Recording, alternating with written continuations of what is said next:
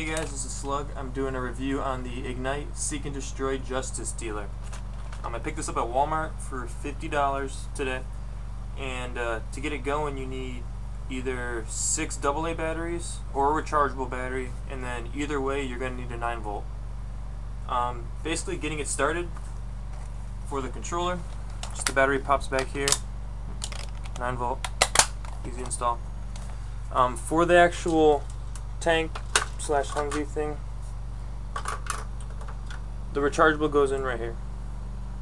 That's what I'm using. I have a 9.6 volt from an Airsoft gun, so that's what I'm using on mine. You can buy the 7.2 volt that Ignite makes. I didn't see a price while at Walmart, so I didn't buy it because I didn't know. Basically the controller has the on. It's got the 4 channels. The bottom of the tank has 4 channels, and the controls are pretty basic: right, left, forward and backward. The top buttons are the turret. It's pretty simple: right, left. I don't like the up and down on the turret because you just hold this down, and no matter what, it's just going to go in this constant pattern, and that kind of annoys me. The trigger's nice. You have to pull both. You can't just press one or the other. So when you press them both together, it'll shoot a BB out. That's the controller. Some of the major flaws I found with it: if you're going at a decent rate and you turn, you can flip it pretty easily. I've done it multiple times.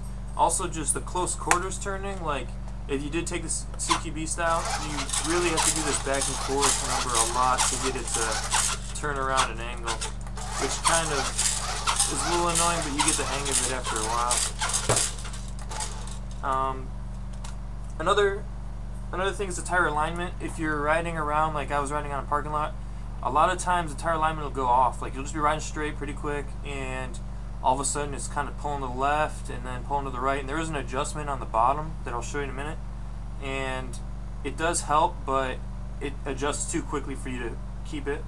And then another downfall I found about this product is the radio range. You literally can shoot the BBs further than you can control the vehicle. So I mean, that's another downfall. I think they should have made it a little bit further distance. It can maybe only go like 50 feet. You can maybe only go about 50 feet with this before it starts to die, and I'll put up another video later showing. The pros to it that I like is it is quick. It has its quick, plus it also has its off-road speed. So its quick speed, it's actually a lot faster than I was expecting, and then the off-road, it's about the normal speed I was expecting, but it has decent power to it. It does go off-road on like lava rocks I went on, and just like some grass and some like small bush type things. It goes over them better than I thought it would.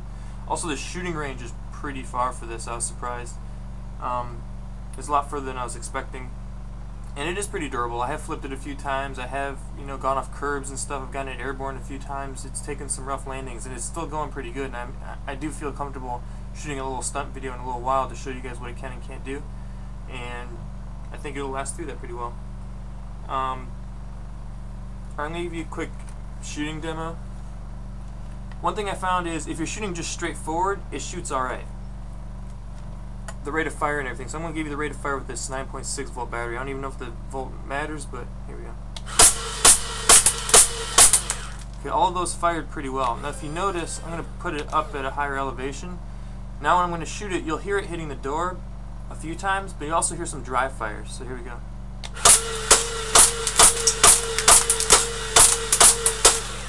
So there you go. I don't know, that was like maybe 7 or 8 shots, and out of that about 3 were dry fires. I think it just has to do with the angle of loading. It sometimes gets jammed up or something. So the FPX on the box says it goes about 170 feet per second. I think that's about accurate. I shot my wife with this. She said it stung pretty bad. I shot myself in the leg, and I'd say, I play Airsoft, so I can kind of, I guess not gauge very well, but I can say it's definitely not shooting 300. It's definitely not shooting 50. The full auto at 150 rounds per minute, it says. I believe that at level, but when you're shooting up at the angle it's currently at, you're going to dry fire a lot and you're not going to get that 150.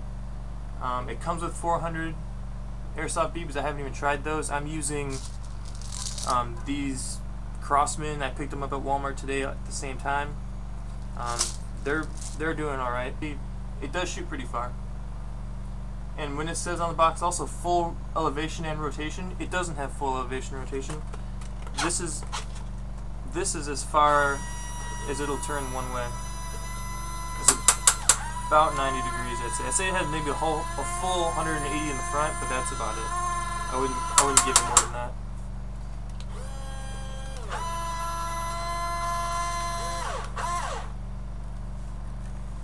And that's my review on the Ignite radio-controlled seek and destroy Justice Dealer, the Airsoft Humvee/tank. If you have any questions, let me know.